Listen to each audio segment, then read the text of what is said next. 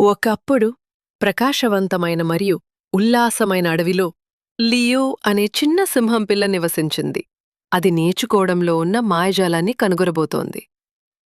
కాని లియోకు ప్రతిరోజు విషయాలు ఎందుకు నేర్చుకోవాలో అర్థం కాలేదు. రోజంతా ఆడుకోవడం సరిపోతుందని అతను అనుకున్నాడు. అప్పుడే ఒలివియా, తెలివైన గుడ్లగూబ, లియో అర్థం చేసుకోవడానికి సహాయం చేయడానికి ఎత్తైన చెట్టు నుండి కిందకెగిరింది. ఒలివియా తన మ్యాజిక్ పుస్తకాన్ని తెరిచింది మరియు వైద్యులు, వ్యోమగాములు మరియు ఆవిష్కర్తల చిత్రాలు కనిపించాయి. నేర్చుకోవడం లియోకు ఎలా సహాయపడుతుందో చూపిస్తుంది. ఉత్సాహంగా లియో తన మొదటి పుస్తకాన్ని తీసుకుని చదవడం, నేర్చుకోవడం ప్రారంభించాడు. పజిల్స్ పరిష్కరించడానికి, తన స్నేహితులకు సహాయం చేయడానికి మరియు ప్రపంచాన్ని అన్వేషించడానికి నేర్చుకోవడం లియోకు సహాయపడింది.